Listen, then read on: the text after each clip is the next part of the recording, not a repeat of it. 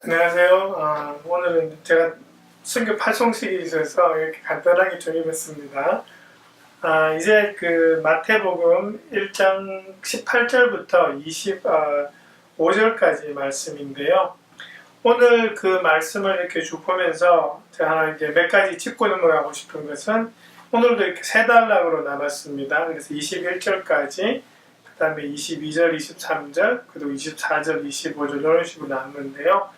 18절부터 21절까지의 내용은 예수님께서 이제 마리아의 몸에 이제 임신되고, 그 다음에 요셉이 그걸 알게 되고, 그 다음에 이제 전개되는 상황인데요.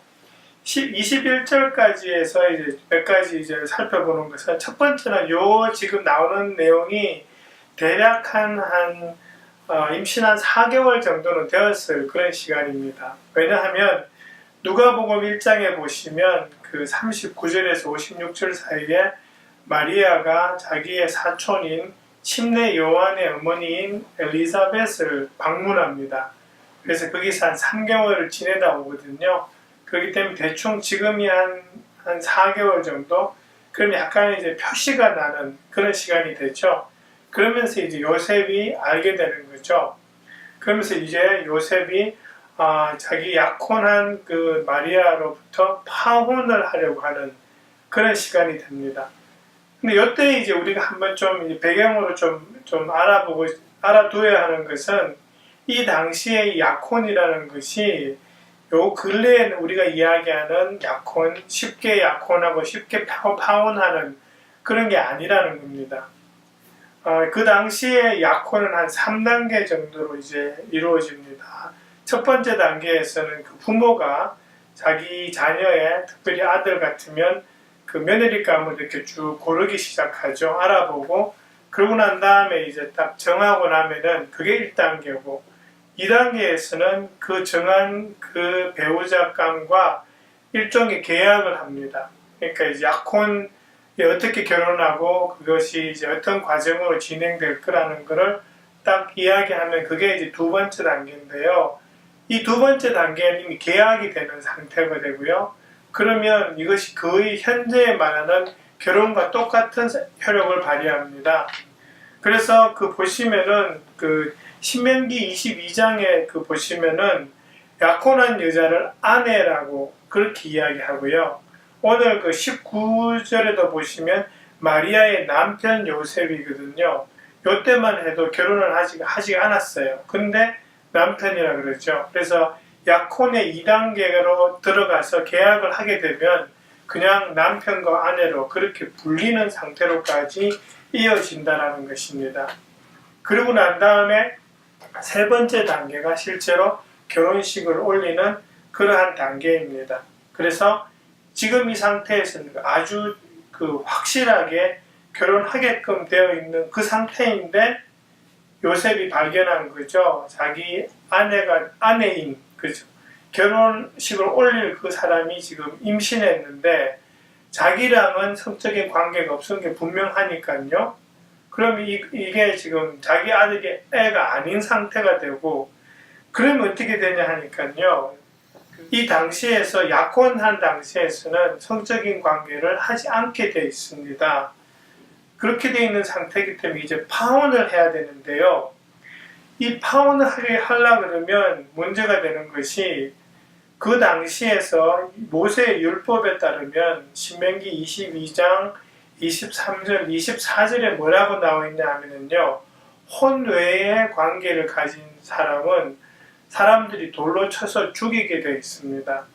그렇기 때문에 이 요셉이 이제 공개적으로 파혼을 하게 되면 진짜 이 마리아가 돌에 맞아서 죽을 상황도 생기게 되는 그 상황이 되어버린 거죠. 그러니까 이제 요셉이 가만히 파혼하려고 하는 겁니다. 공개적이지 않고 조용히. 그래서 일종의 마리아를 보호해주는 그런 상황이 지금 되고 있다는 것입니다. 그죠?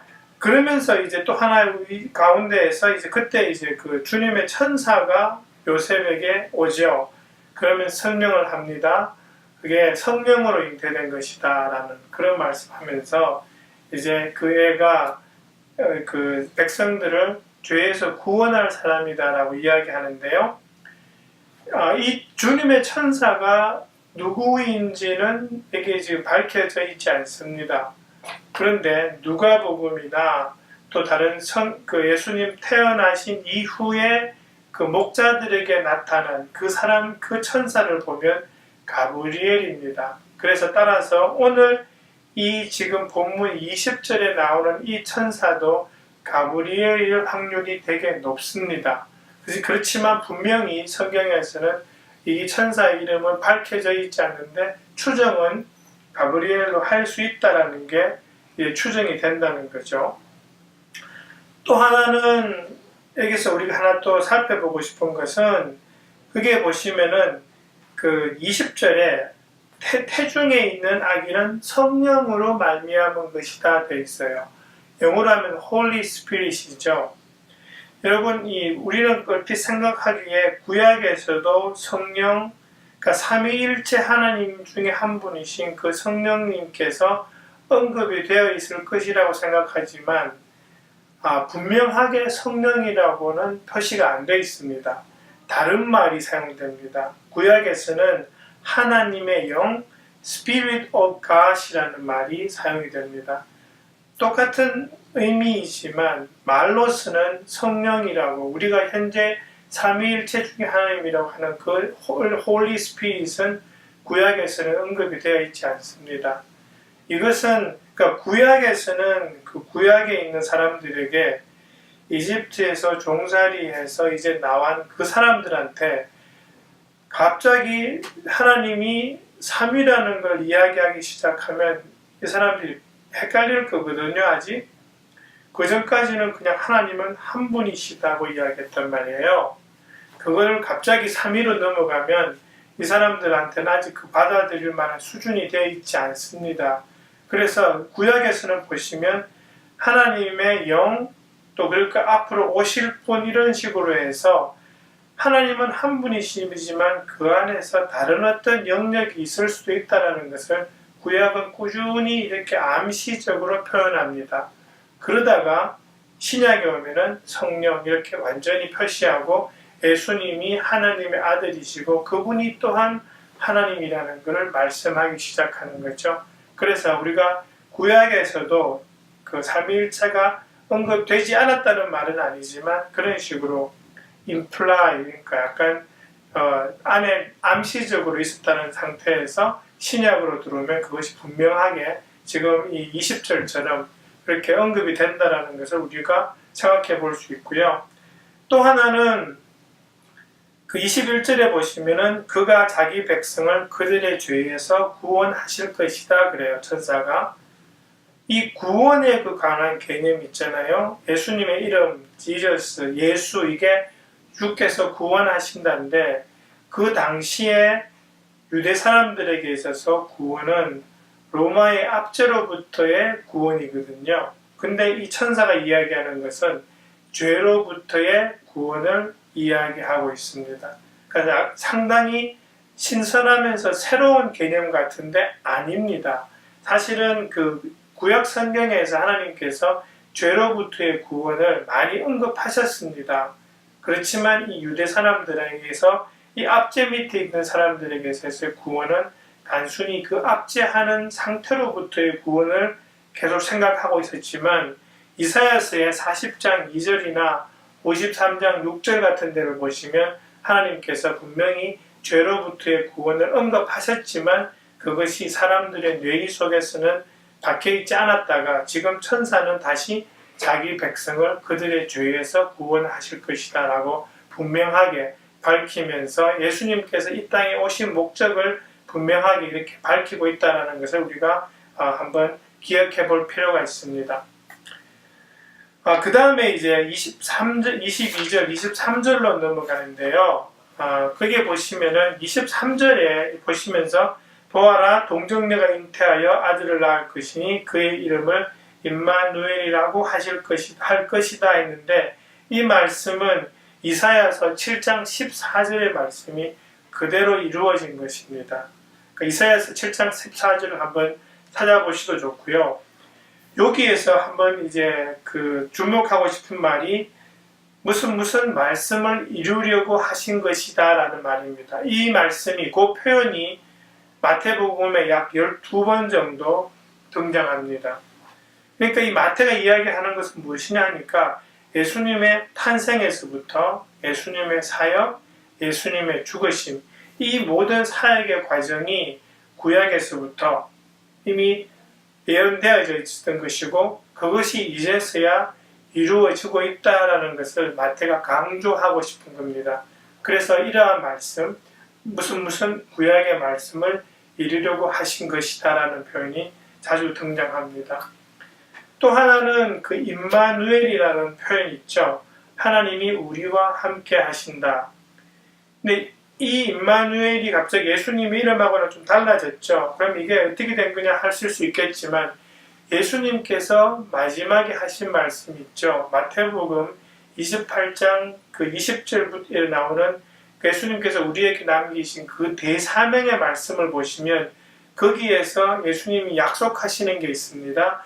내가 세상 끝날까지 너희와 함께 있을 것이다 하신 그 말씀.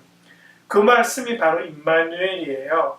그러니까 예수님께서 임마누엘로 오신 것이 그 예수님께서 우리에게 주신 그 대사명의 말씀과 이어지면서 약속의 말씀으로 우리에게 주어진 것이니까 그 임마누엘의 말씀이, 임마누엘의 이름이 예수님께로 그대로 이렇게 적용되어지고 있다는 것을 우리가 기억하고 마음에 새길 필요가 있습니다.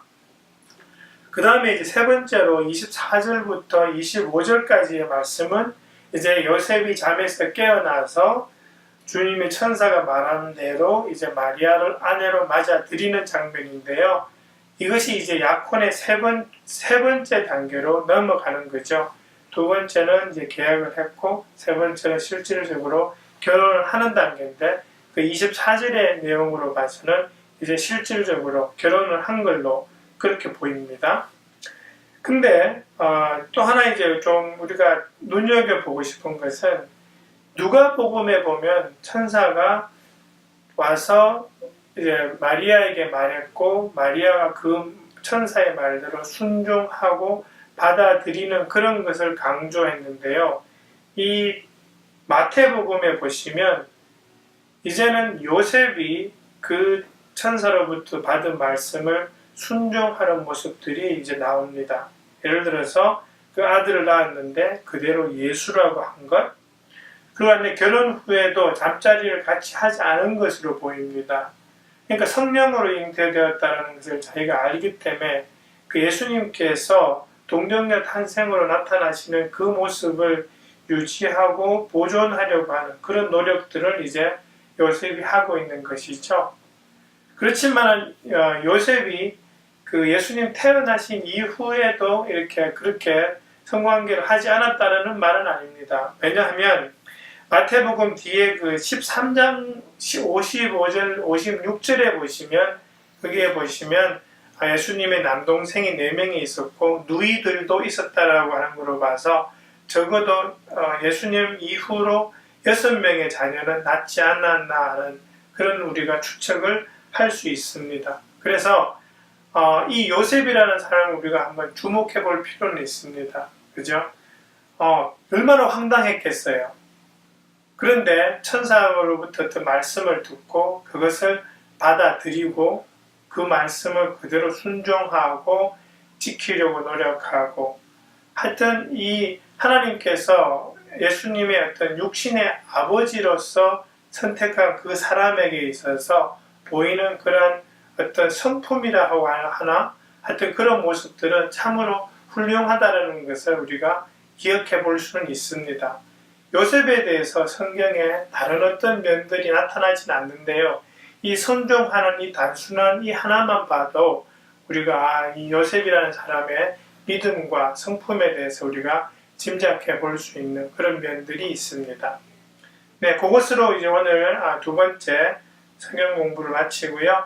계속해서 이제 이 마태복음을 이어갈 텐데요. 계속 그 성경 공부 하실 때에 그 박스에 있는 것 복장 식구들과 한번 이렇게 같이 읽어주시고 그 다음에 또 나오는 중간중간에 나오는 그런 인용된 성경 구절들도 한번 찾아보셔서 이 설교 시간에 따라가는데 좀 쉬울 수 있도록 여러분들께서 그렇게 노력해 주시면 좋겠습니다. 네, 이번 주간에도 수고해 주시고요. 은혜로운 성경 공부하시기 바랍니다. 감사합니다.